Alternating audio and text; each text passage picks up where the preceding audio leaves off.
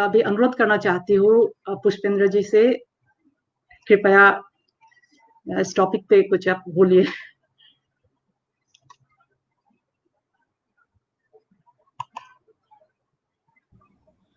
Thank you very much Monisha Sinha ji. शुरू में जब इस पूरे प्रोग्राम का आगाज हुआ तो मेजर जनरल जीडी बख्शी ने एक बात कही, सुनने में बहुत अच्छी लगी।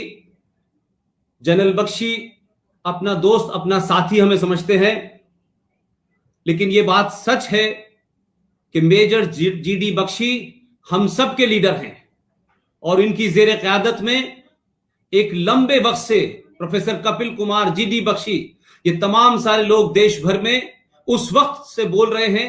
कर्नल आरएसएन सिंह साहब उस वक्त से बोल रहे हैं जब शायद इस देश में बोलना एक बहुत बड़ा जुर्म था।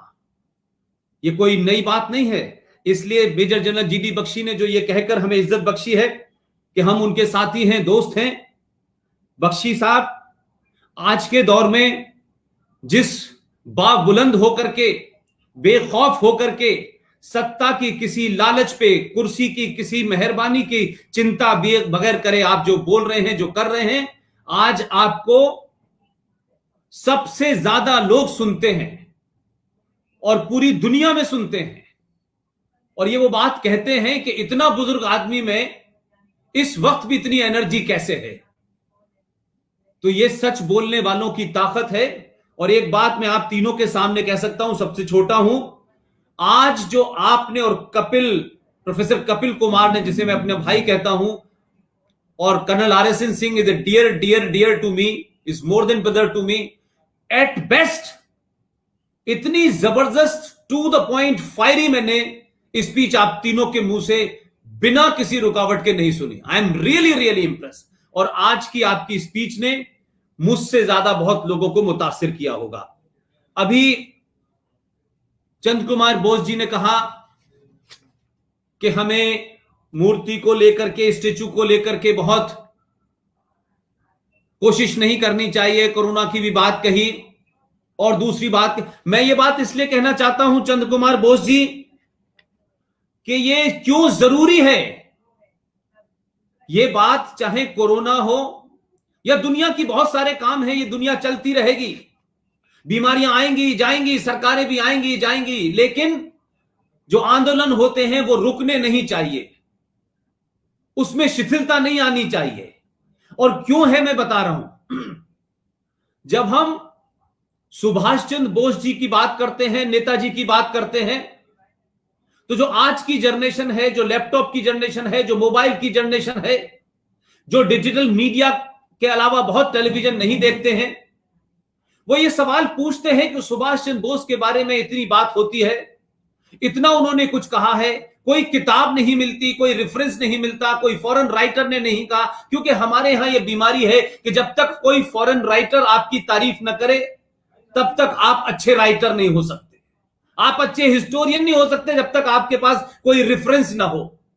लिहाजा मेरा गुस्सा क्यों है, और मैं इस बात के पीछे आंखें बंद करके मैं जीडी बख्शी के साथ इसलिए खड़ा हूं कि king emperor George fifth Bharat के अंदर, दिल्ली में,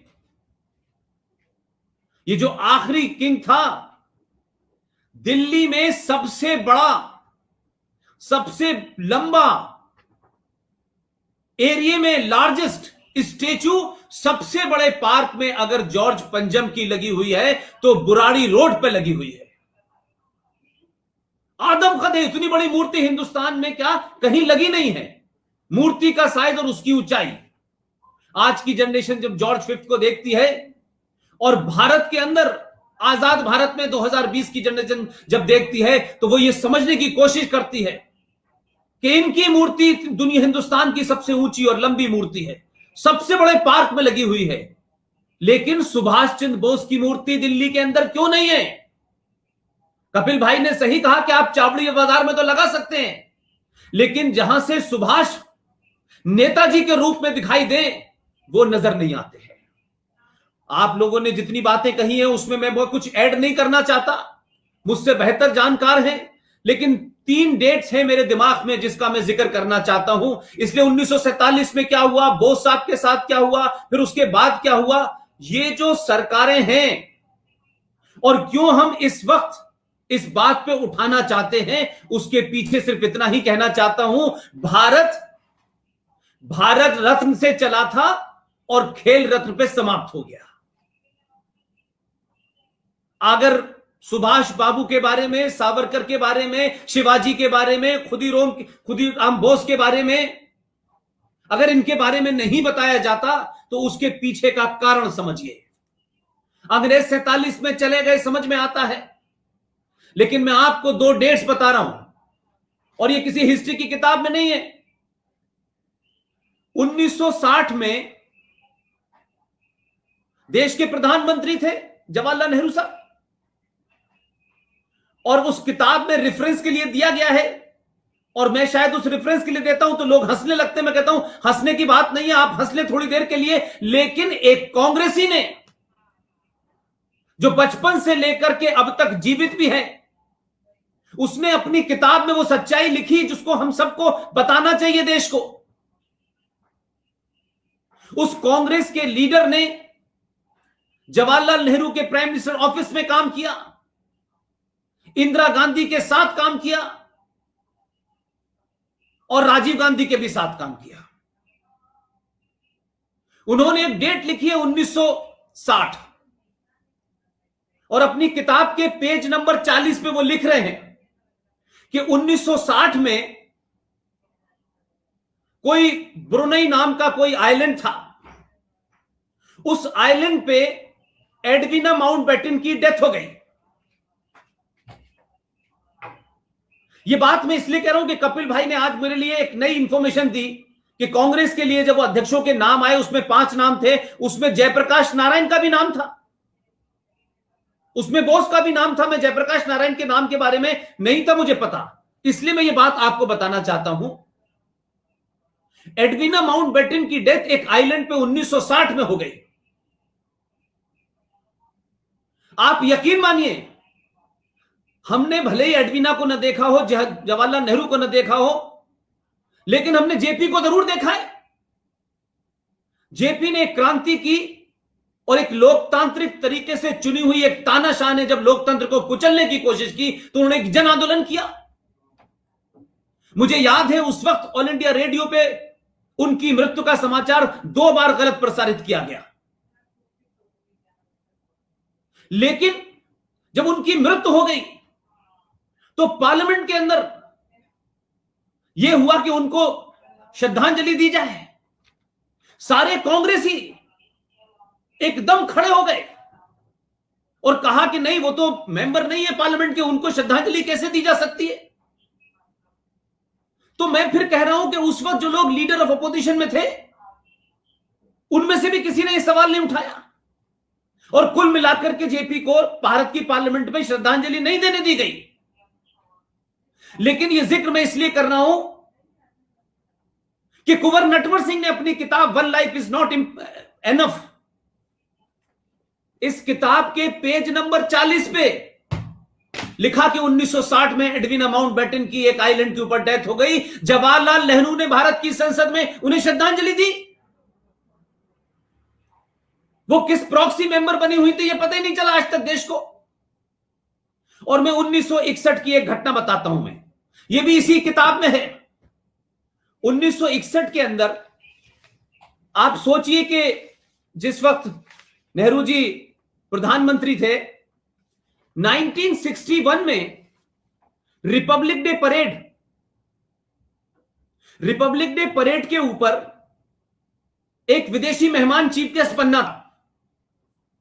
लॉर्ड माउंटबेटन ने जवाहरलाल नेहरू को कन्विंस कर लिया।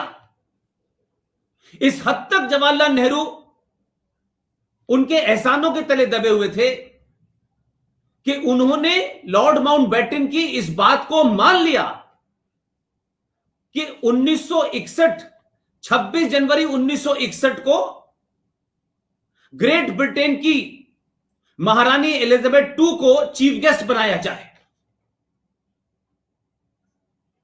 अब ये बात उन्होंने मान ली और उन्होंने जब तक माउंटबेटन को ओके किया तब तक ये बात सबको पता चल गई, खासतौर से आर्मी ऑफिसर्स को पता चल गई और यह कहा कि लॉर्ड माउंटबेटन जो है जब क्वीन एलिजाबेथ आएंगी तो वो और डॉक्टर राजेंद्र प्रसाद एक साथ सैनिकों की सलामी लेंगे।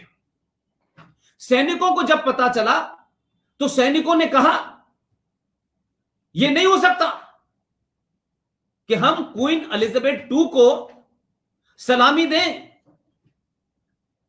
और इस गुस्से के बाद जवाहरलाल नेहरू ने उसे विड्रॉ किया।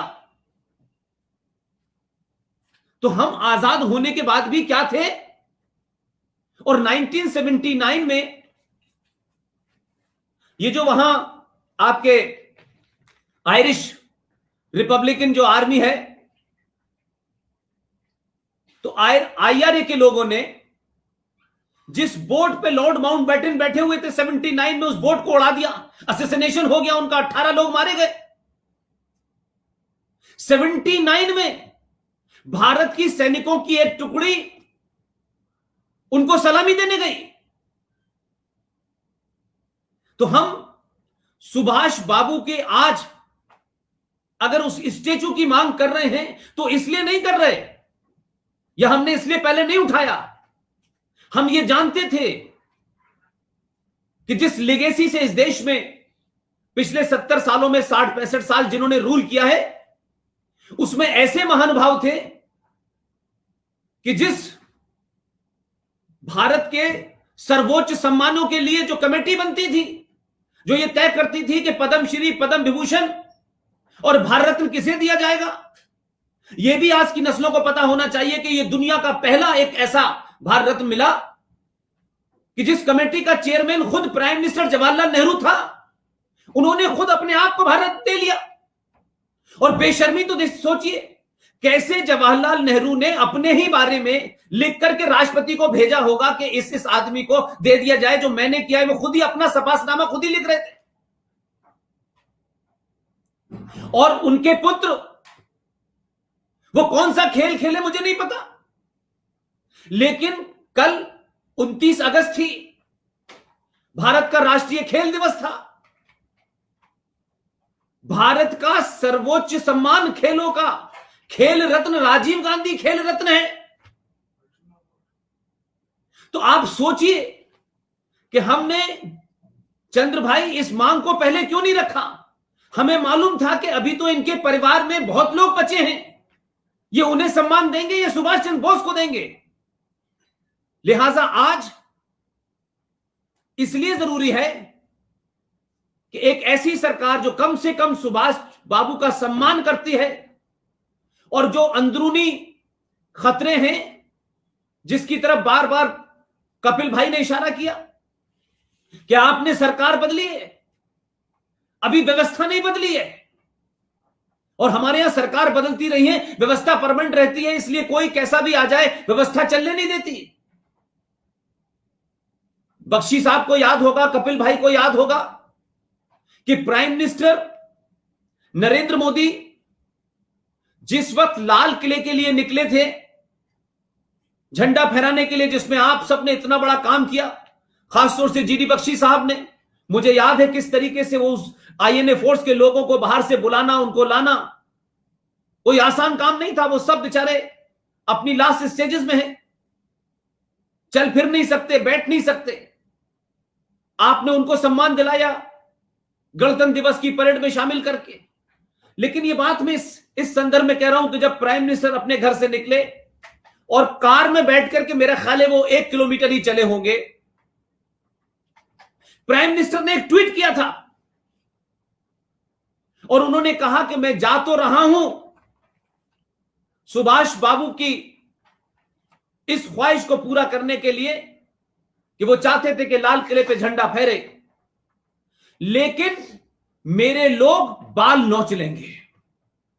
एक प्राइम मिनिस्टर का यह कहना इस बात को साबित करता है कि उसको पता है डीप रूटेड कितनी ज्यादा साजिशें हैं कैसे कैसे लोग व्यवस्था में बैठे हैं जिनको ये अच्छा नहीं लग रहा होगा। ये भारत का प्रधानमंत्री अपने ट्वीट में कह रहा है। हम ये मान के चले कि आज भी उनकी ताकत कम नहीं हुई है। आप देखते हैं अभी सिंह साहब ने इस पे बड़ी विस्तारित कई बार चर्चाएं की है। चाइना के कॉन्फ्लिक्ट में लोग कहां खड़े हैं, पूरी पार्टी चंदा लेकर के कहां खड़ी हुई है। आप कहां कहां गड्ढे खोदेंगे। और कमाल की बात देखिए, मैं तो चीजों को मिलाता रहता हूं। राजीव गांधी की जिस सन में डेथ हुई, उसके मई महीने में उनकी डेथ हुई। मई में उनकी डेथ होती है, उसी साल में मात्र 1 महीने के अंदर जीडी बख्शी साहब, जिसका पति मर जाता है भारत की संस्कृति में, जिसका पिता चला जाता है, वो भी किसी हादसे में मार दिया जाए, उस घर में सालों स्यापा रहता है। लेकिन मई में राजीव गांधी की हत्या होती है। उसी साल मात्र 1 महीने के अंदर राजीव गांधी फाउंडेशन बन के तैयार हो जाता है। 1 महीने में भारत जैसी ब्यूरोक्रेसी के अंदर, जहां आपको नाम भी मिल गया, रजिस्ट्रेशन भी हो गया, अकाउंट भी खुल गया। इसलिए मैं कह रहा हूं कि आज की स्थिति में अगर आप देखें, हम सुभाष बाबू के बारे में बात करते हैं कि सुभाष बाबू के साथ क्या हुआ, लेकिन आप यह भी तो देखें कि सुभाष चंद्र बोस की, आप उसे हत्या कहें, आप ये कह सकते हैं कि सुभाष बाबू की हत्या ना होती या सुभाष बाबू उस पस मंजर, उस फील्ड से, उस स्टेज से ना हटते, तो जवाहरलाल नेहरू प्रधानमंत्री नहीं बनते। यह महज इत्तेफाक नहीं है। इस गांधी परिवार में अपने परिवार के आदमी को प्रधानमंत्री बनाने के लिए यह किसी ना किसी की बलि लेती है। बोस की बलि ली गई, नेहरू जी प्रधानमंत्री बने। लाल बहादुर शास्त्री की बलि ली गई, इंदिरा गांधी प्रधानमंत्री बनी। इंदिरा गांधी की बलि ली गई तो बेटा प्रधानमंत्री बना। लेकिन राजीव गांधी की बलि के बाद अब बलि देने के लिए कोई तैयार नहीं है परिवार में, तो प्रधानमंत्री कैसे बनेगा। लिहाजा संकट यह है कि हम सुभाष बाबू की बात करते हैं, मैंने नहीं देखा, मैंने आप लोगों से सुना है। जो हमारे दौर में हमारी आंखों के सामने हुआ है, हम तो उस पर सवाल पूछते हैं तो लोग परेशान हो जाते हैं, तब तरह तरह के हमारे ऊपर नैरेटिव लगाते हैं। इस देश में हजारों चैनल, क्रांतिकारी मीडिया,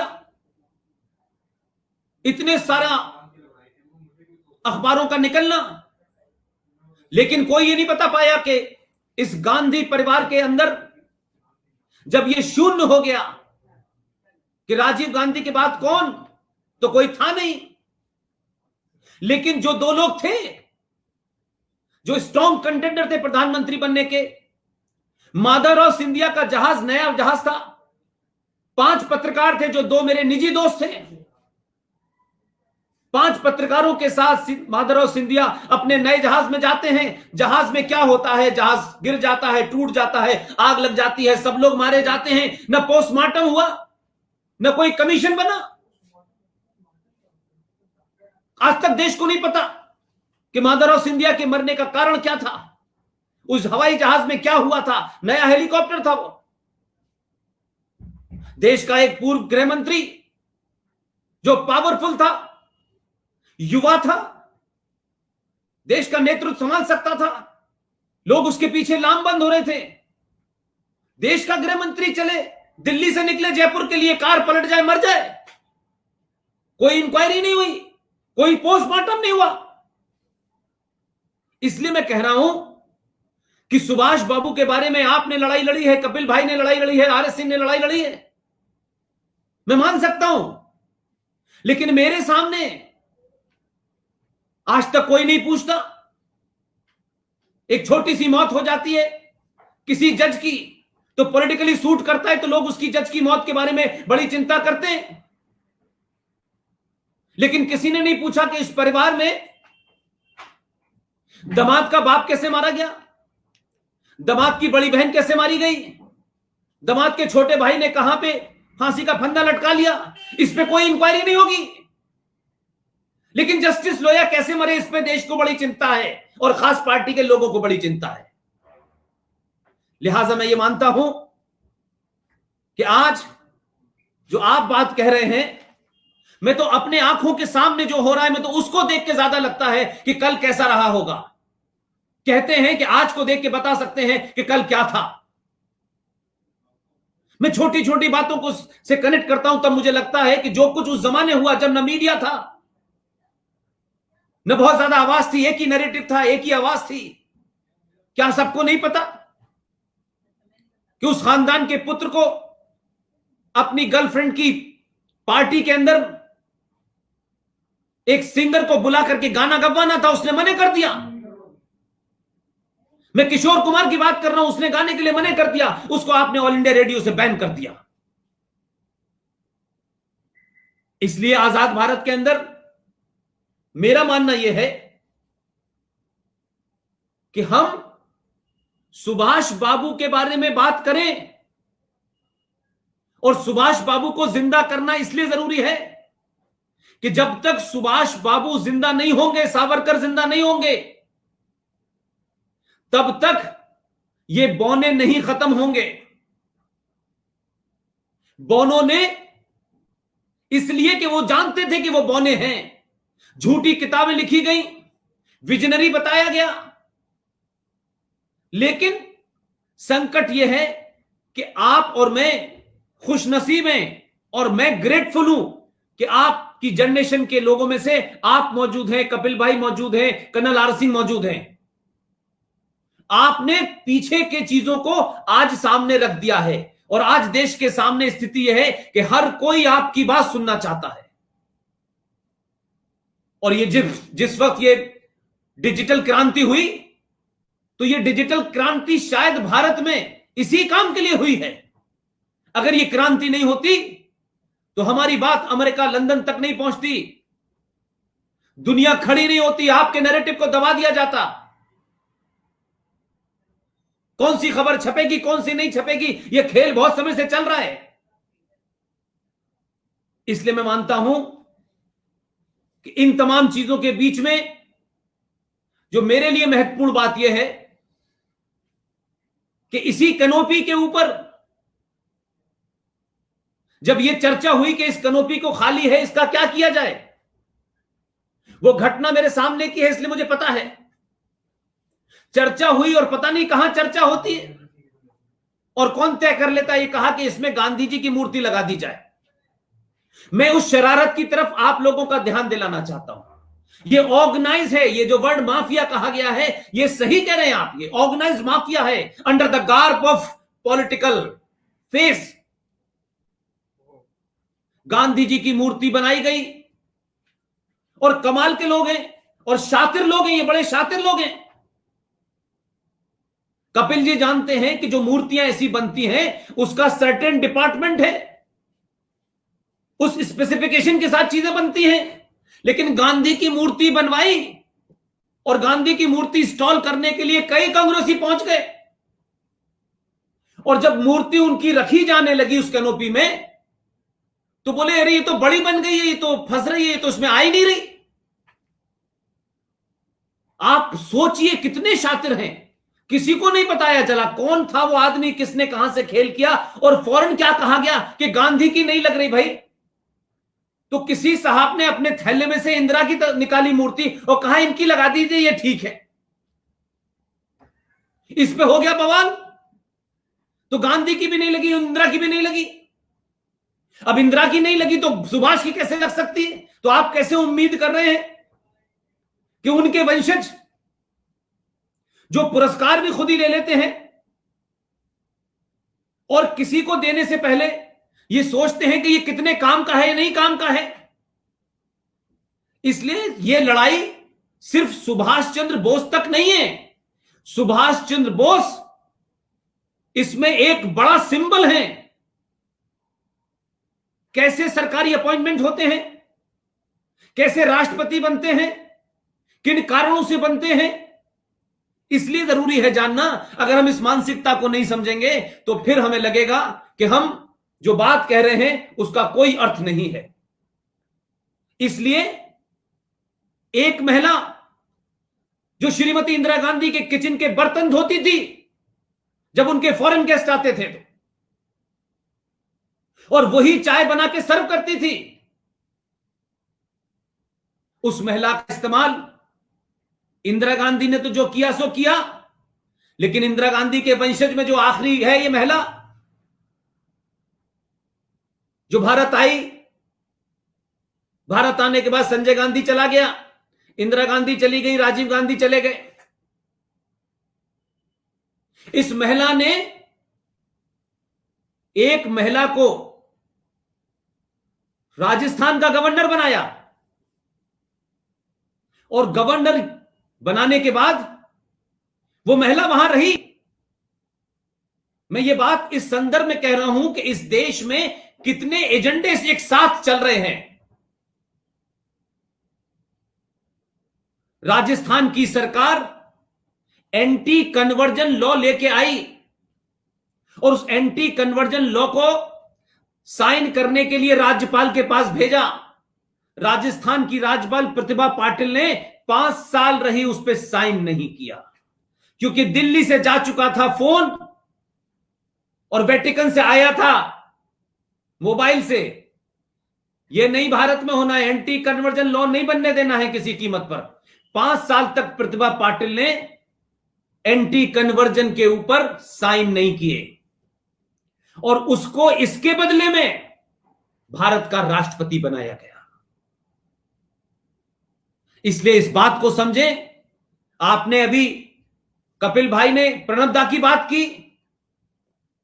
प्रणब दा को तो इसलिए बनाया गया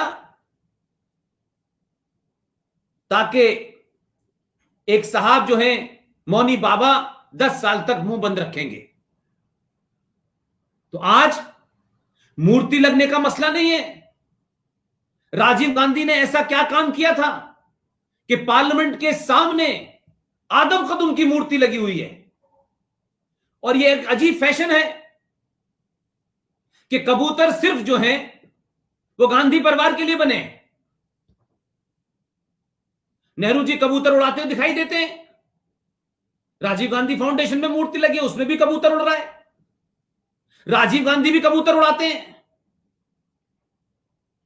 और संजय गांधी की मूर्ति चाणक्यपुरी बाजार में लगी हुई है और संजय गांधी का समाधि स्थल भी है, पीवी नरसिम्हा राव का नहीं है। तो ये तमाम सारी चीजों को जब आप देखेंगे तो जो बात आप कह रहे हैं मैं उसी बात को आगे बढ़ा रहा हूं। इसलिए चंद्र कुमार बोस जी, आप और आपका परिवार सत्ता की राजनीति के लिए नहीं बना, आप कुछ और काम के लिए बने। इसलिए आप सिंबल हैं हमारे। जब हम आपके बारे में बताते हैं तो लोग देखते हैं, समझते हैं कि उस परिवार का आदमी कह रहा है ये बात। कपिल भाई कहेंगे, जीडी भाई कहेंगे, आरएसएन कहेंगे, लोग सुनेंगे, लेकिन आपको देख के उनको लगता है कि ये इनके साथ खड़ा है, इसका मतलब है यही है सही बात। इसलिए आपकी तरफ से राजनीति में कुछ भी मिले ना मिले, उस हताशा निराशा में आपको नहीं जाना है। ये राजनीति आपके लिए नहीं बनी है। ये जीडी बख्शी कपिल कुमार के लिए नहीं बनी है। ये कर्नल आरएसएन सिंह के लिए नहीं बनी है। मैं जानता हूं इस राजनीति में जिस दिन भी आप चले गए तो आपकी आवाज आपसे छिन जाएगी और आप बीमार हो जाएंगे। ये जो बख्शी साहब रोज बोलते हैं या आरएसएन सिंह साहब रोज जाके जिहादियों को और आतंकियों को लताड़ते हैं, ये अगर न बोले तो बीमार हो जाएंगे। यही दवा है और यही कारण है कि इनको सुनते हैं तो 20 साल के लड़के में जोश पैदा हो जाता है। इसको बनाए रखिए। ये आज मोहतरमा मनोषी सिन्हा ने ये इसका आगाज कर दिया है। पूरे देश में हैदराबाद से, मुंबई से लोगों ने कहा है आप इस कैंपेन को किस तरह चलाना चाहते हैं, हर राज्य में चलेगी। और मैं ये तो नहीं कह सकता कि 23 जनवरी को क्या होगा, ये मैं नहीं जानता। लेकिन मैं आर्टिकल 35A के बारे में जब कैंपेन कर रहा था तो बहुत सारे लोगों ने मुझे निराश किया। मैंने कहा नहीं, कोई फर्क नहीं पड़ता है। मेरे मन में इस बात को लेकर के सत्ता से कोई लेना देना नहीं है। मैं मानता हूं कि आज के दौर में सच बात को पूरे तथ्यों के साथ, तर्कों के साथ, रेफरेंस के साथ आप रख दीजिए। यह देश अब सच्चाई सुनने के मूड में आ गया है। ये सारे धर्म बराबर हैं, ये गंगा जमुना तहजीब, ये साझा विरासत हम स्वीडन में भी देख रहे हैं, हम बंगलोर में भी देख रहे हैं, हमने दिल्ली में भी देखा है। This is the time to speak truth. कौन खुश होगा, कौन नहीं खुश होगा, आई एम लीस्ट बॉदर्ड। किसी इंडिविजुअल की खुशी के लिए, किसी समूह की खुशी के लिए मैं अपने आप को नहीं बदलने वाला। मेरा एजेंडा, जीडी बख्शी का एजेंडा, कपिल कुमार का, RSN सिंह साहब का, सुशील पंडित का, ललित अंबरदार का, सबका एक ही एजेंडा है कि देश के सामने सच रखो। कितना भी कड़वा सच हो, ये देश के सामने नहीं रखा तो हमारी आने वाली पीढ़ियां हमको गालियां देंगी। वो भी ये पूछेंगी कि कौन सा लालच था आपको जो आप सच नहीं बोले। आपको जब पता था तो आपने बताया क्यों नहीं। इसलिए चुनावी राजनीति न मेरे लिए बनी है, न आपके लिए बनी है। यह सरकारों को तय करना है कि प्रोफेसर कपिल कुमार के पास जो खजाना है, इस खजाने से कपिल कुमार को कोई फायदा नहीं होने वाला। इस खजाने से आने वाली पीढ़ियों को कैसे फायदा हो, तो कपिल कुमार का क्या इस्तेमाल हो सकता है, यह सत्ताओं को सोचना चाहिए। जीडी बख्शी के पास जो एक्सपीरियंस है, जो जमीनी एक्सपीरियंस है, उसका इस्तेमाल सरकारों को उतना ही करना चाहिए। जरूरी नहीं है कि आप सबको चुनाव लड़ा करके मेंबर ऑफ पार्लियामेंट बना करके ही कुछ होगा। हजारों ऐसी चीजें हैं जहां इनकी एक्सपर्टीज की आप मदद ले सकते हैं। और कोई ले न ले, ये 10-12 लोग पूरे देश के अंदर अलग जगाए हुए हैं। कोई सनातन पे बोल रहा है, कोई इस्लामिक टेररिज्म पे बोल रहा है, कोई जिहाद पे बोल रहा है। आज से 10-15 साल पहले तक लोग बोलने से डरते थे, गला काट दिया जाता था, गोली मार दी जाती थी। लेकिन मैंने कहा है कि जितना लोग डराएंगे उतना ही डर बाहर निकल जाएगा। सुभाष बाबू की मूर्ति वहां लगना यह महत्वपूर्ण नहीं है कि उनके परिवार के लिए महत्वपूर्ण है या किसी विचारधारा के लिए है। इस भारत के संसद में 2-3 घटनाओं को और आपको रेफरेंस के लिए बताना चाहता हूं, क्योंकि हमें पहले दिन से यह बताया गया कि हमें बहादुर नहीं बनना है, हमें खान बहादुर के जूते उठाने हैं और जो उनके वारिस हैं उनके जूते उठाने हैं, चापलूसी करनी है। हमें यह बताया गया, इसलिए इस देश में न कोई भगत सिंह बनता है, न सावरकर बनता है, न सुभाष बनता है, न खुदीराम बोस बनता है। इस देश में चापलूस और दलाल पैदा होते हैं और वही बनने की कोशिश करते हैं। महाराष्ट्र एजुकेशन बोर्ड ने एक किताब जारी की है। ये जो मेरे सामने हो रहा है मैं उसकी बात कर रहा हूं, कल क्या हुआ था मैं नहीं जानता। महाराष्ट्र एजुकेशन बोर्ड ने 8वीं क्लास में किताब पढ़ाई जा रही है जनरल नॉलेज की। यह आज के भारत में हो रहा है, जिस भारत के अंदर कुछ चीजें छुप नहीं सकती हैं। सेकंड की खबर है, टीवी न दिखाए तब भी सोशल मीडिया पे 5 मिनट के अंदर यहां से लेके पूरी दुनिया में आग की तरह खबर फैल जाती है। मराठी में यह किताब है, क्योंकि हम सबको लोग सुनते हैं तो लोग समझते हैं कि देश की समस्याओं का सारा निवारण हमारे पास ही है। लोगों ने वो किताब भेजी और कहा इसे सही कराइए। अरे मैंने कहा किसको सही कराएं, पीछे वाले को या आगे वाले को, किसको सही कराएं? 8वीं क्लास की किताब में बख्शी साहब, मैं इसलिए कह रहा हूं जो इतिहास हमने देखा नहीं है, जो आपके माध्यम से हम सुन रहे हैं वो तो समझ में आता है। 8वीं क्लास की किताब में यह पढ़ाया जा रहा है शहीद भगत सिंह, राजगुरु और सुखदेव, ये तीन नाम पढ़ते पढ़ते हमारे जैसे लोगों के भी बाल सफेद हो गए। जब भी ये बात आती है, ये तीन नाम एक साथ आते हैं। महाराष्ट्र स्टेट एजुकेशन बोर्ड ने जो किताब जारी की है, क्योंकि सत्ताएं जब बदलती हैं तो सत्ता का मिजाज क्या होता है, इसलिए सत्ता चाहती है कि उसके मिजाज से इतिहास लिखा जाए, उसके मिजाज से हिस्ट्री लिखी जाए, उसके मिजाज से लिटरेचर लिखा जाए, चाहे कुछ हो जाए। यह दुनिया का पहला ऐसा देश है जहां एजुकेशन के बारे में आने वाली सत्ताएं अपनी विचारधाराओं के हिसाब से एजुकेशन को बदलती और हटाती और लगाती हैं। उस 8वीं क्लास की किताब के अंदर बख्शी साहब लिखा गया है कि 3 लोग फांसी पे एक साथ चढ़े थे, भगत सिंह, राजगुरु, और क्योंकि वहां सरकार सेकुलर आ गई है, क्योंकि उस सरकार में कुछ लोग दाऊद के भी लोग हैं, उसमें तीसरा नाम सुन के आपको हंसी नहीं आएगी, आप सर पकड़ लेंगे, क्योंकि सरकार सेकुलर है और अल्ट्रा सेकुलर है और एक्सट्रीम सेकुलर है। तो उसमें कहा गया है कि भगत सिंह, राजगुरु और कुर्बान हुसैन ने फांसी दी थी, या नहीं सुखदेव गायब हो गए हैं और उसमें कोई कुर्बान हुसैन आ गए हैं। अब यह बात आज से 15 साल के बाद जब बच्चा पढ़ेगा तो ना आप होंगे ना मैं होऊंगा, और वो ये समझ में नहीं आएगा कि भैया कुर्बान हुसैन कहां से आ गया। तो जैसे आज हम एक एक चीज को खोज के ला रहे हैं, आने वाली जनरेशनों के सामने फिर ये चैलेंज होगा, लेकिन सब खामोश है, क्योंकि सत्ता की चाटुकारिता में कोई बोलेगा नहीं। ये राष्ट्रीय मसला नहीं होना चाहिए, क्योंकि राजनीति सूट कर रही है कुछ लोगों के लिए, तो वो बोलना नहीं चाहते। इसलिए सुभाष चंद्र बोस का जब भी जिक्र आता है तो कुछ लोगों को अपना कद बौना लगने लगता है।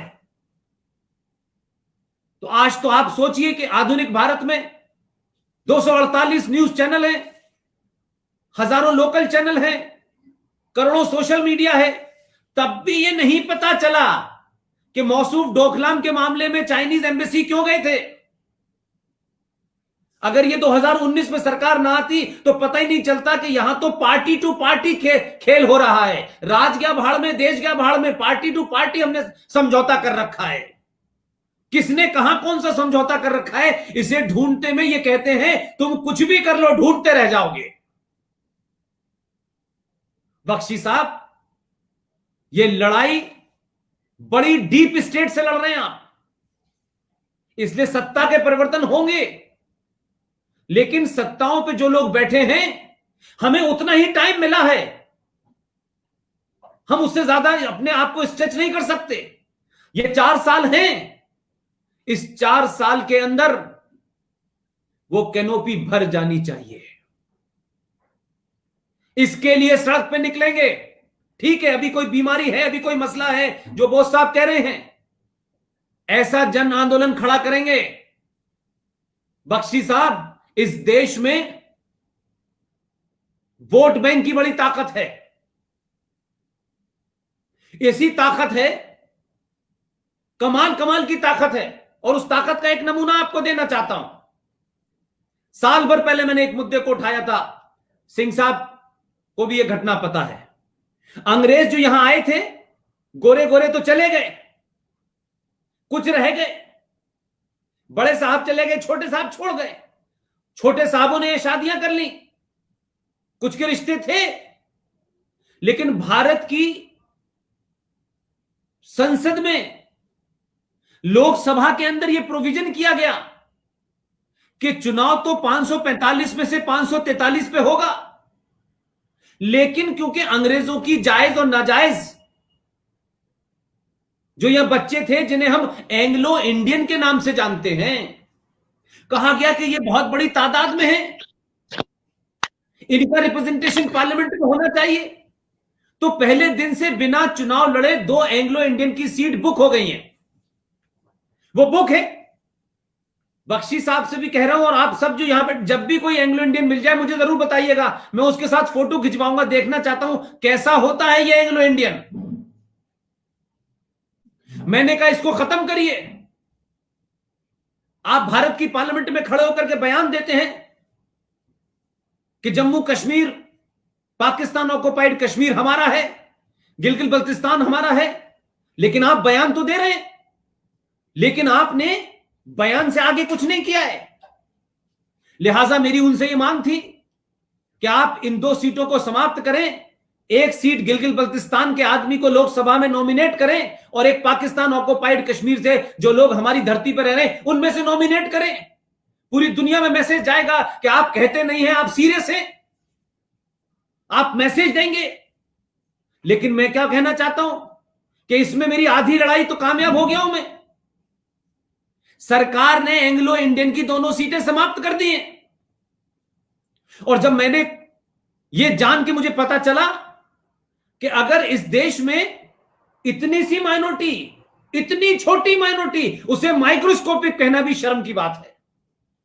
भारत के लॉ मिनिस्टर ने भारत की संसद में खड़े होकर के एक बयान दिया, यह रिकॉर्ड पे दिया हुआ बयान है। उन्होंने कहा कि हम इसको इसलिए समाप्त कर रहे हैं कि पूरे देश में हमने जो गिनती की एंग्लो इंडियन की, तब यह फरौड पता चला कि इसके पीछे भी खेल था, इसके पीछे भी चर्च की लॉबी थी, पहले दिन से थी। तो उन्होंने पार्लियामेंट में खड़े होकर के, भारत के कानून मंत्री ने कहा कि एंग्लो इंडियन की पूरी हिंदुस्तान में टोटल पॉपुलेशन 262 है वो बेचारे, लेकिन उनके लिए 2 सीटें रिजर्व हैं। आप इस देश में कहां कहां क्या खेल हो रहा है। तो एक लड़ाई नहीं है, लेकिन मैं ये मानता हूं और मुझे भरोसा है कि आप जिस वक्त बाबुलंद होकर के इस सरकार उस सरकार के साथ न दिखते हुए समाज और राष्ट्र के साथ खड़े होने वाली बात कहते हैं, तो लोग आप पे शक नहीं करते। मुझे मालूम है कि कपिल कुमार जी ने एक प्रोग्राम में यह बात कही थी, मैं आज के दौर में उसको होता हुआ देख रहा हूं और सिंह साहब को बताता रहता हूं। कपिल कुमार साहब ने, मुझे मालूम है दिल्ली में जो हम लोगों ने फंक्शन किया था, जिसमें आईएनए के जितने भी बुजुर्ग थे उनको फेलिसिटेशन का प्रोग्राम किया था, कपिल जी ने एक बड़ी जबरदस्त बात बताई थी। कपिल जी ने कहा कि जब सुभाष चंद्र बाबू आईएनए के लिए चंदा इकट्ठा कर रहे थे, तो लोग किस तरीके से, एक गड़रिया आया और उसने कहा कि साहब मेरे पास तो मेरे ये गाय भैंस हैं, आप मुझे अपने साथ ले लीजिए, मैं इनका दूध आपको पिलाऊंगा। और फिर आगे जाके उन्होंने कहा कि किसी गांव के अंदर उन्हें लोग सोने से तोलना चाहते थे, लेकिन सोने की थोड़ी कमी हो गई, तो एक बुजुर्ग मां जिसको कोई नहीं जानता, जिसका कोई नाम भी नहीं पता, जिसने भारत भी नहीं देखा, वो गई, उसने अपने घर में उसके बेटे का जो जिसकी डेथ हो चुकी थी उसकी फ्रेम लगा हुआ था, उस फ्रेम जो था वो सोने का था, उसने अपने बेटे के उस फ्रेम को तोड़ा और सुभाष बाबू को जिस जगह तोला जा रहा था वो फ्रेम लाके डाल दिया। ये मैं किस कारण से सुनाना चाहता हूं, बख्शी साहब शायद आपको, कपिल भाई आपको, आरएस सिंह साहब आपको, क्योंकि मैं आप सब में ज्यादा मूवमेंट करता हूं, यंग लोग मिलते हैं मुझसे। आज 2020 के भारत में जो बहुत मॉडर्निस्टिक है, हम समझते हैं कि युवाओं को कुछ समझ में नहीं आता। आज की दौर में अगर सबसे ज्यादा कोई बड़ा नेशनलिस्ट है, सबसे ज्यादा एग्रेसिव है, तो वो इस कंप्यूटर, इस मोबाइल युग का युवा है। आज भी हम तो किस्से सुना रहे हैं, हम खुद कुछ भी नहीं है। किस्से सुनाने के बाद महाराष्ट्र के मुंबई में एक प्रोग्राम में सारे प्रोफेसर, रीडर्स, स्कूल के बच्चे थे, मुझे बोलना था बख्शी साहब, मैं इसको सार्वजनिक कहता हूं। और शायद यही चीजें हैं कि इतने कम साधनों के बावजूद भी बहुत कुछ तकलीफों के बावजूद भी इसे करने में एक नशा आता है। आरबीआई की एक retired officer, general manager RBI से रिटायर होने वाली, उनके शौहर नहीं थे, उनका बेटा एक बीमारी से मर गया, वो बॉम्बे में रहती हैं। 3-4 बार सुनने के बाद वो उस प्रोग्राम में पहुंच गई और 2-3 बार मैंने उनको टालने की कोशिश की। वहां पहुंच गई और पूरी भरी सभा में 700-800 टीचर्स बैठे हुए थे।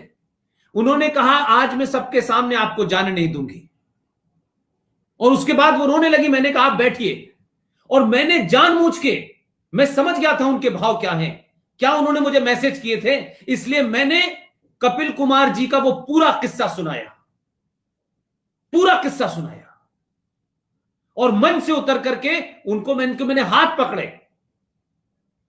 वो महिला जिंदगी के इस मोड़ में अपनी सारी एफडी और सोना लेकर के आई थी मुझे देने, कि आपके जितने साथी हैं आप उन्हें दीजिए और ये काम करिए।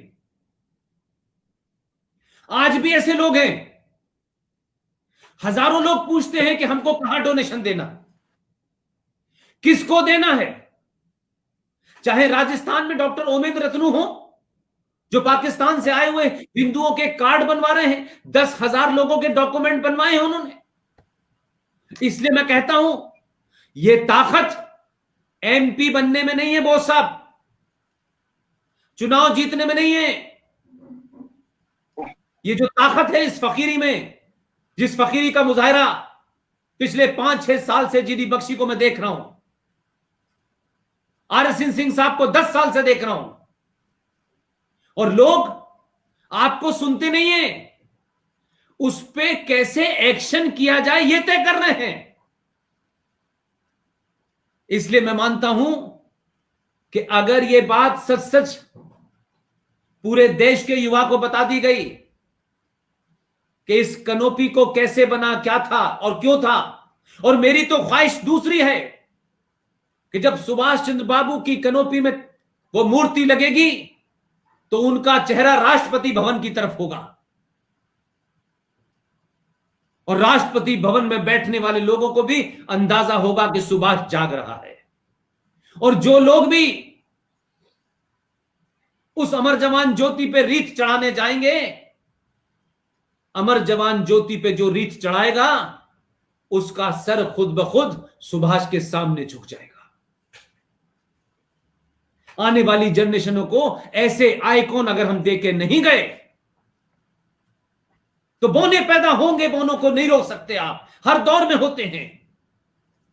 बड़ी मुश्किल से, बड़े लंबे इंतजार के बाद कोई आया है। हो सकता है कि सब कुछ काम हमारी मर्जी से न भी हो पा रहा हो, लेकिन बख्शी साहब वो बैठा है, इसलिए देश में सनातन की बात हो रही है, सरस्वती रिवर की जिंदा होने की बात चल रही है। मैंने कहा कि सत्ता बदली है, व्यवस्था नहीं बदली है। बहुत लोग अंदर भी हैं, बाहर भी हैं, बहुत दबाव हैं। इसलिए मैं मानता हूं कि आपकी कोशिशों ने, प्रोफेसर कपिल कुमार, दुनिया का जाना माना हिस्टोरियन, इनकी जेर कयादत में जब सुभाष बाबू का म्यूजियम बना तो हमें उम्मीद नहीं थी, और मैं इस बात से खुश हूं कि कम से कम इस काम के लिए प्रोफेसर कपिल कुमार को चुना। ये डिग्री लेकर के प्रोफेसरी नहीं करने आए थे, मेरठ के रहने वाले हैं और इनके ताल्लुकात बहुत ऊपर तक हैं। ये रोटी कमाने नहीं आए थे, आज भी रिटायर हो गए, किसी पॉलिटिकल पार्टी का दरवाजा नहीं खटखटा रहे। आज भी जो काम दिया गया है, मुझे पूरी उम्मीद है वो इतना बढ़िया होगा कि आने वाली जनरेशनें देखेंगी। लिहाजा मैं फिर कह रहा हूं, एक बार तबीयत से सिक्का तो हवा में उछालिए, करोड़ों लोग खड़े हो जाएंगे। सरकार के हाथ में कुछ नहीं रहेगा। सरकार समाज से चलती है, और समाज को अगर आपने एहसास करा दिया है कि हम जिंदा हैं, और जिंदा कौमें मरती नहीं है, आप जाने से पहले जो बैटन देने जा रहे हैं वो आपको भी अंदाजा नहीं है, बख्शी साहब, कपिल भाई और कर्नल RS सिंह, कि आपने कितना बड़ा काम किया है। आप कोई पद मिलना, कोई पुरस्कार मिलना, वो उससे बहुत ऊपर है। आप लोग, करोड़ों लोग आपको देखते हैं, सुनते हैं, नौकरी छोड़ के लोग आने को तैयार हैं, विदेश छोड़ के भारत आने के लिए तैयार हैं। ये करिश्मा ऐसे ही नहीं हो रहा। हर कोई GD बख्शी नहीं मिलता। हमको मालूम है रिटायरमेंट के बाद लोगों को कोई पार्किंग चाहिए होती है। कर्नल RS सिंह और GD बख्शी उस सांचे में नहीं बने कि जिन्हें पार्किंग ढूंढ रहे हो। ये किसी पार्किंग के मोहताज नहीं है। सत्ता इनकी मोहताज हो सकती है, ये सत्ताओं के मोहताज नहीं हो सकते। इसलिए मैं पूरी ताकत के साथ कह रहा हूं, ये वक्त थोड़ा निकल जाए, बोस साहब, आप अपनी आंखों के सामने ये होते हुए देखेंगे। बहुत लोग कहते थे 370 के किसी के बाप में दम नहीं है कि कोई 370 हटा दे। कोई ये कहते थे, बहुत कहते थे लोग। हम जैसे लोगों से पूछा, हमने कहा हम उत्तर प्रदेश के हैं, कश्मीर से हमारा कोई लेना देना नहीं है, कोई चुनाव लड़ने नहीं जा रहे। 370 को देश के सामने बहुत सारे लोगों ने रखा, लेकिन 35A जैसे आर्टिकल के बारे में सबने झूठ बोला, बताया नहीं। बख्शी साहब, जब लोगों को पता चल गया कि आर्टिकल 35A क्या है, और यही सबसे खतरनाक है, मैं कह रहा हूं जमीन की पावर क्या होती है। पूरे देश ने सुना। 25 साल पत्रकारिता की, देश के विदेशी चैनलों में काम किया। 25 साल में लोग मुझे बहुत कम जानते होंगे। आर्टिकल 35A के बारे में दुनिया भर से लोग जानते हैं कि आप ही ने ये बताया, इससे पहले पता ही नहीं था। चीफ जस्टिस को नहीं पता था, बड़े बड़े लॉयर को नहीं पता था। तो मेरा मानना है कि सच को पूरी ताकत के साथ रख दीजिए, और आप जब सच को रखेंगे तो लोग खड़े हो जाएंगे। 370 को सुनते सुनते हम एक पार्टी के मैनिफेस्टो में बाल सफेद हो गए, लेकिन जब समाज का दबाव बना, आर्टिकल 35 पे लोगों को समझ में आया, उसी पार्टी ने अपनी मैनिफेस्टो में, बीच चुनावों में जब मैनिफेस्टो जारी किया, तो उन्होंने कहा 35A भी हटाएंगे। हमने उसको लागू होते हुए नहीं देखा, लेकिन हटते हुए देखा है। इसलिए हम खुशनसीब हैं कि हमारे बुजुर्गों ने कोई गलती की थी, कोई हिडन एजेंडा था। हम अपने सीने पे बोझ लेके नहीं मरने वाले। हम कहेंगे जितना हमारा सामर्थ्य और ताकत थी, हम सत्ताओं के सामने झुके नहीं, डरे नहीं, और किसी लालच ने मेरे कदम और आपके कदम नहीं रोके हैं। लेकिन आवाज और ये कदम चलते रहना चाहिए। अपने सामने कुछ और देखना है। हम फॉर्चुनेट लोग हैं कि हम इतिहास को अपने सामने बनते हुए देख रहे हैं। हमारा कोई नाम नहीं लिखेगा, हमें उसकी चिंता भी नहीं है, हम इसलिए नहीं बोल रहे। लेकिन हमें अपने जमीर को और आने वाली पीढ़ियों को जवाब देना है कि हम तुम्हें एक ऐसा भारत नहीं सौंप के जा रहे हो जिसमें एडवीना को तो श्रद्धांजलि दी जाएगी, लेकिन भारत के सपूत जयप्रकाश नारायण को नहीं दी जाएगी। इसलिए आपने जो प्रोग्राम बख्शी साहब के देखरेख में किया, मैडम सिन्हा ने किया, ये आज सिर्फ आगाज है, ये शुरुआत है। ये सिर्फ आज आपने बताया है आप करने क्या जा रहे हैं। पूरी मुझे उम्मीद है 1 महीने के अंदर ये राष्ट्रव्यापी आंदोलन बन जाएगा। इसलिए बोस साहब, कुछ मूर्तियों का होना बहुत जरूरी होता है और कुछ मूर्तियों का टूट जाना बहुत जरूरी होता है। 1957 में भारत की पार्लियामेंट के अंदर चर्चा हुई कि भारत का राष्ट्रीय पक्षी है, भारत का राष्ट्रीय एनिमल है, फूल है, पत्ती है, सब कुछ है, भारत का राष्ट्रीय कैलेंडर कहां है? ये बात इसलिए कह रहा हूं कि ये मुद्दा उठाया, ये देश को नहीं पता था। एक 10-5 बुजुर्ग 90-90 साल के, बख्शी साहब आपकी तवज्जो चाहता हूं, 90-90 साल के बुजुर्ग A4 कागज पर उस कैलेंडर को बनाते थे और उसमें सुतली बांध के लोगों को 5 पैसे में बेचते थे। मैं फॉर्चुनेट हूं कि वो मुझसे मिल गए। उन्होंने मुझे जब कुछ जानकारी दी, मैंने पार्लियामेंट से सारी डिटेल निकलवा ली और उसके बाद मैंने कहा कि आप मुहिम शुरू करिए।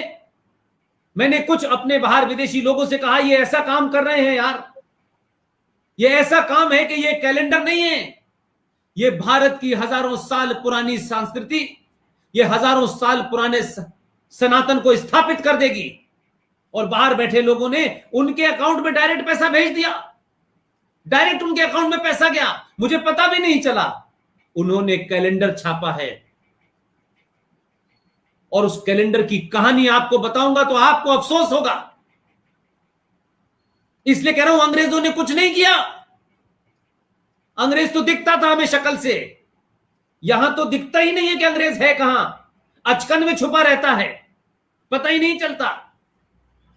1957 में भारत का कैलेंडर, राष्ट्रीय कैलेंडर क्या होगा, इस पे चर्चा हुई और पूरी चर्चा के बाद यह तय हुआ कि भारत का राष्ट्रीय कैलेंडर 7 संवत से होगा, उसकी डेट बड़ी होगी और जो क्रिश्चियन कैलेंडर है उसकी डेट छोटी होगी, यह तय हो गया। लेकिन 57 में सर्वसम्मति से पास होने के बाद आज तक नहीं पता चला कि जब 58 में कैलेंडर आया तो उसमें माउंटबेटन की डेट ऊपर थी और सावरकर वालों की नीचे थी। हमने जब इंक्वायरी की, डॉक्यूमेंट निकाले, तो हमने, अब इस सरकार में कुछ लोग ऐसे लगते हैं जिनको दिया जाए सबको कैलेंडर दे के आया हूं, तो आप यकीन मानिए उन लोगों ने कैलेंडर छापा और डॉक्यूमेंट निकालने के बाद बख्शी साहब, रिजर्व बैंक ऑफ इंडिया ने लिख के दिया है, हमने सारे कागज लगाए। रिजर्व बैंक ऑफ इंडिया ने कहा है कि भारत का नागरिक भारत की धरती पे कहीं भी रह रहा हो, भारत के जितने बैंक हैं वो 7 संवत की अगर कोई डेट डाल के देगा तो उसे बैंक को एक्सेप्ट करना पड़ेगा। ये रिजर्व बैंक का नोटिस हमने उस कैलेंडर के ऊपर छापा। एक वोडाफोन नाम की कंपनी ने चेक लेने से मना कर दिया, उनको लोअर कोर्ट में हराया, 7,000 रुपए फाइन लगे। अब हायर कोर्ट में हराया, 1 लाख रुपए का फाइन लगा और उसके बाद वोडाफोन ने लिख के दिया कि 7 संवत की डेट का कैलेंडर हम, वो रिजर्व चेक हम लेंगे, एक्सेप्ट करेंगे। सारे डॉक्यूमेंट को शाया कर दिया। मैं इस सरकार से कह रहा हूं, आपको कुछ नया नहीं करना, आपको हिंदू राष्ट्र बनाने की आवश्यकता नहीं है। जो कुछ डॉक्यूमेंट में लिखा है उसको बाहर कर दीजिए और जो भारत की संसद में पास हुआ था वो कैलेंडर जारी कर दीजिए। इसलिए मैंने कहा कि जिस तरीके से कपिल साहब बता सकते हैं कि भारत के संविधान में, आप सबको पता है, सब पब्लिक जानती है अब तो ये बात, कि भारत के संविधान में नंदलाल बोस के माध्यम से जिन स्केचेस को बनवाया गया था, वो 22 स्केचेस भारत के संविधान की ओरिजिनल कॉपी में हैं। भैया उसके अंदर अमेंडमेंट कर लो, समझ में आता है, लेकिन तस्वीरों में अमेंडमेंट कब होता है, लेआउट में अमेंडमेंट कब होता है? लेकिन वो उड़ गया क्योंकि अब उसमें भगवान राम, सीता और लक्ष्मण बने हुए।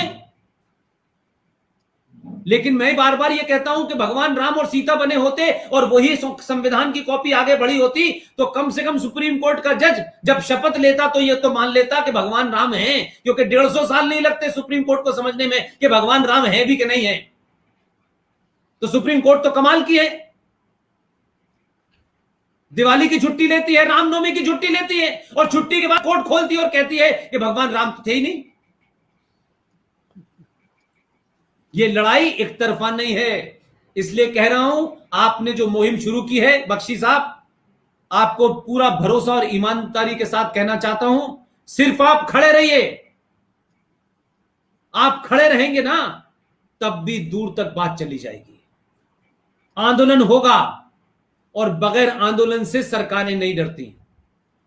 सरकारों के सामने इस बात का अगर चुनौती रख दे कि सब कुछ अगर वोट बैंक से तय हो रहा है तो हम भी वोट बैंक बन के दिखाते हैं।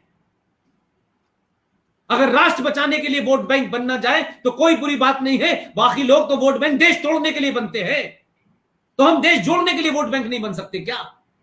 कोई कहते कि हाँ हम वोट बैंक हैं, हम पागलों के वोट बैंक हैं, हम सुभाष चंद्र बोस के वोट बैंक हैं, हम सावरकर के वोट बैंक, हाँ हैं भाई, हमें कोई शर्म नहीं है, हम देश के लिए वोट बैंक बन रहे हैं, हम निजाम मुस्तफा लाने के लिए वोट बैंक नहीं बन रहे। इसलिए एक बार फिर आप तीनों का, बोस भाई का और आज की होस्ट का मैं शुक्रिया अदा करता हूं कि एक अच्छी बात को 3-4 लोग जो मेन पिलर हैं इन सबको साथ ला करके एक नई शुरुआत आज यहां से हुई है। इसके बारे में बीच बीच में बातें होती रही हैं, लेकिन मुझे लगता है कि ये हमारी फाइनल कॉल है और इस कॉल को हम उस दिन समाप्त करेंगे जिस दिन सुभाष बाबू की मूर्ति, स्टेचू वहां लगेगी। आपने मुझे इतने महान लोगों के बीच में बोलने का मौका दिया, इनसे सीखने का मौका मिलता है, इनके साथ खड़े होने में एक ताकत मिलती है। बहुत बहुत शुक्रिया, थैंक यू वेरी मच।